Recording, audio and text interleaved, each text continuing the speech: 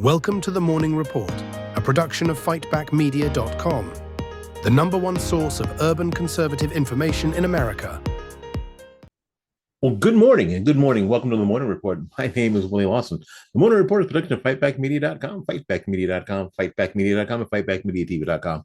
Trust that you are well this glorious day. Well, there's still the Trump afterglow that's going on, and it was sort of staved on by the over 100, I think almost 200 executive orders signed, and you guys know how I feel about executive orders, so we're not going to belabor that point. I was happy to hear in the interview that members of Congress, including Mike Johnson, did with Sean Hannity, that the plan is to take some of these executive orders and codify them in law, because that's really the way to go. I mean, this is sort of the Ron DeSantis approach. Ron DeSantis was able to, especially during COVID, was able to push a number of executive orders. However, at the same time they were being pushed, the laws were actually being written. And when you have the advantage in the legislature, as we do here in Florida, as they do there in Washington, really, this is the time to sort of make hay while the sun shines. Something that we've said a number of times on this program is that Republicans in Congress don't ever act like they won.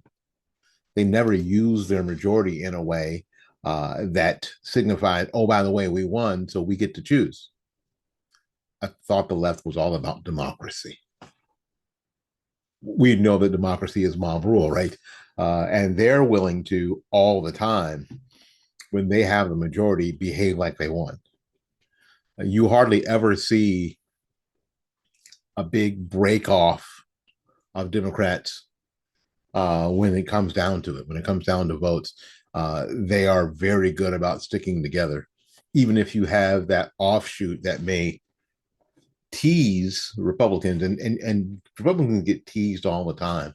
When you see people like the dude from West Virginia, and you see others sort of break away a little bit on Twitter, but when it comes down to it, you can't count on them for votes. And in this particular system, if I can't count on you for votes, I can't count on you. And that's whether you are a D or an R or an I. If I can't trust you for voting, then I can't trust you. Whether you're in Congress or whether you're on the Supreme Court, if I can't trust you for the vote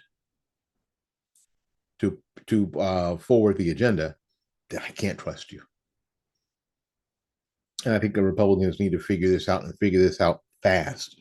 I know that we love the independent cusses like Chip Roy, but in order for any of this, the things that America's voted for and that we're excited about now, to actually happen, people like Chip Roy will have to, and I hate to say it this way, get in line. Let's go forward. Sort of fix it as we go.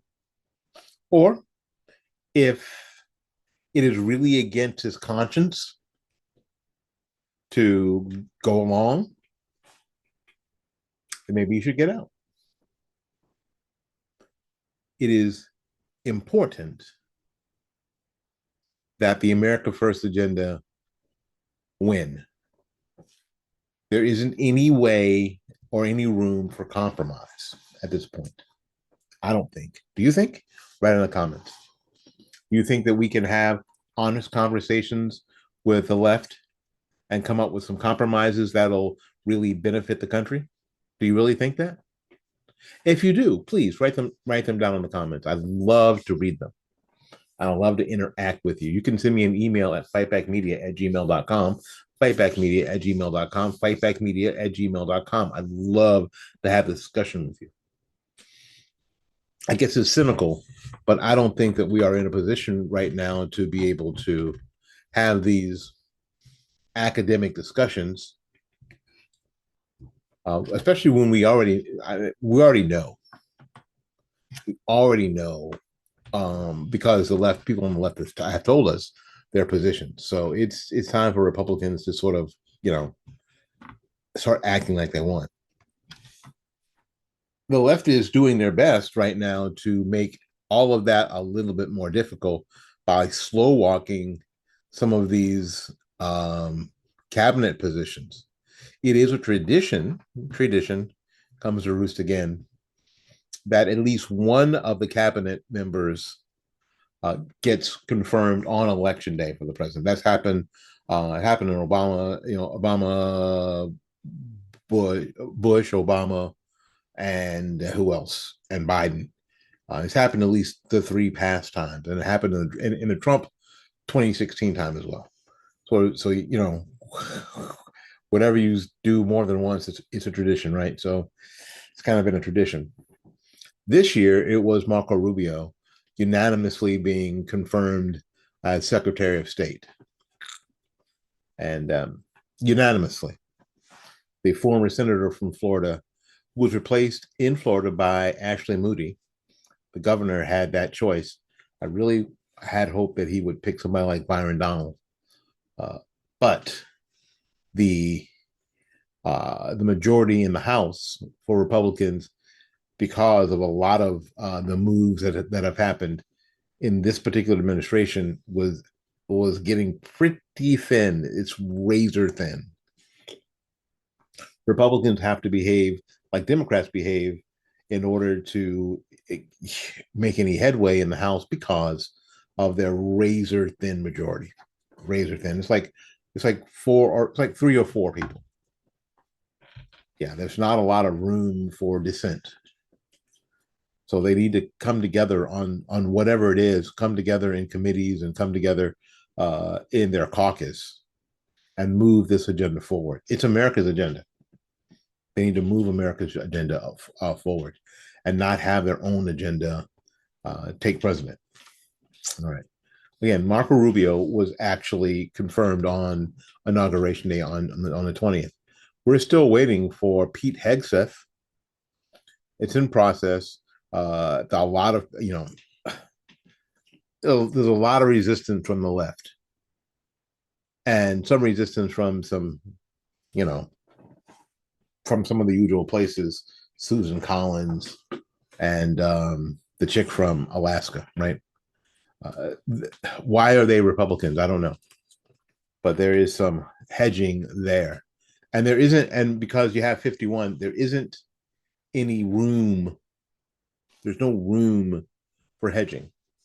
In order, again, one more time, in order for the America First agenda to move forward, then these people have to be put in place. That's actually that was part of Project 2025, is to put all the right people in all the right places.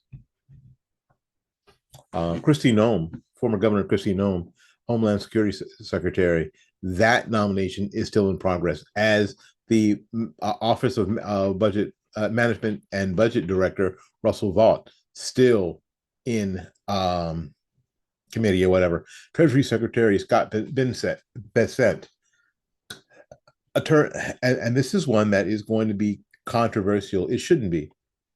Attorney General Pam Bondi.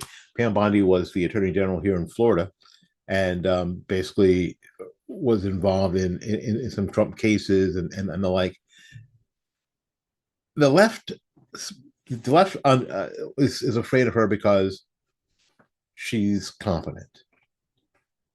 When you see senators grilling her on things like, are you going to be able to say no to Donald Trump? What do you mean? Are you going to be, what they're asking is, are you going to be part of the resistance? Completely ignoring the possibilities that if Trump says something, she might actually agree with it. They're trying to paint Trump as this, this person who is just off the bean, this rogue president. And what they need is somebody like Pam Bondi to reel him in. And she may be rogue too, right? No, she actually participated in some Trump cases and working for the Trump administration. I mean, Trump campaign and administration. So there's a really good chance that they have some stuff in common and some viewpoints in common. So it isn't it isn't the point that she is going to disagree with him necessarily, and they know that, but they're trying to paint it as that. They do that all the time, always, always trying to make things that aren't real. And they are afraid of her because they know that she's competent. Interior Secretary Doug Burgum, Transportation Secretary Sean Duffy, Housing and Urban Development Secretary Scott Turner, Energy Secretary Chris Wright, EPA Director Lee Zeldin, United States Ambassador Elise Stefanik. I always have trouble with that name, Stefanik. Veterans Affairs Secretary Doug Collins, Agricultural Secretary Brooke Rowlands. Now, these people have been now. This is why this is being slow walked here. This is why I'm telling you it's been slow walked. These people have been nominated and been nominated for a long time. We already know people like Tulsi Gabbard, former Democrat representative from Hawaii. She is the pick to lead the U.S. intelligence community as director of national intelligence. Again, the former Democrat's path to confirmation could be in trouble over her past support for Edward Snowden and a meeting with now deposed Syrian leader Bashar al-Assad and other controversial comments about Ukraine and Russia. Only controversial because the left thinks they're controversial. Health and human, but again, it shouldn't matter because Republicans have the majority. All the Democrats can do is be pissed off about it. This reminds me of something before going. This reminds me of the Affordable Care Act. The media and the left wanted to make it look like there was this big battle royale going on about the Affordable Care Act.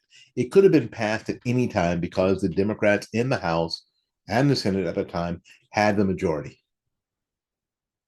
They had the majority. They could have passed it anytime they wanted to. So all the fighting and all the back and forth we saw was all kabuki theater. And a lot of us got involved. We went to rallies, we made speeches and we did all this stuff, and we got people to donate money and we did all this stuff. When the truth of the matter is that the Democrats could have passed it any time they wanted to. And then there weren't enough Republicans to stop them. And as it turned out, it didn't get one Republican vote. Democrats passed the Affordable Care Act, and it is still, since 2010, it is still the law of the land. Not because Republicans didn't do enough, not because Republicans didn't stick together. That wasn't it at all. There weren't enough of them. Democrats had the majority and could have passed it anytime they wanted to.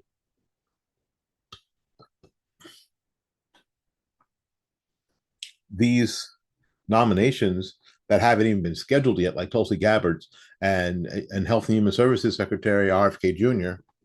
What else? Howard Lutnick, Education Secretary Linda McMahon, Labor Secretary Lori Chavez de Reamer, Trade Representative Jameson Greer, Head of the Small Business Administration Kelly Loeffler, former senator from Georgia, that haven't even been scheduled yet, should be scheduled because, again, Republicans have a majority in the Senate and should be pushing these things hard.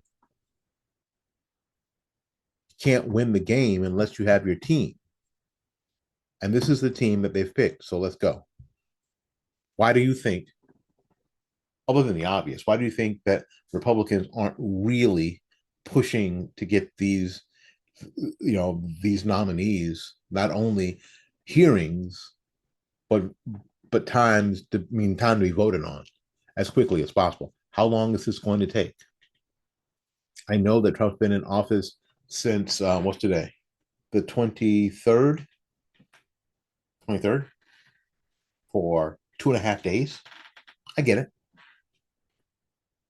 But this shouldn't take more than a week or so.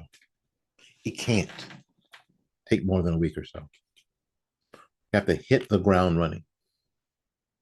and we can make all these promises, and we could talk about rooting out all this DEI, we could talk about all these things, but unless we have people in charge of these programs and these arms of government, these DEI people aren't going to self-deport. As a matter of fact, what they're doing is they're changing their titles. Surprise. So the sooner this happens, the better it is for everybody, don't you think? Again, write it down in the comments. We got to get out of here before somebody else. So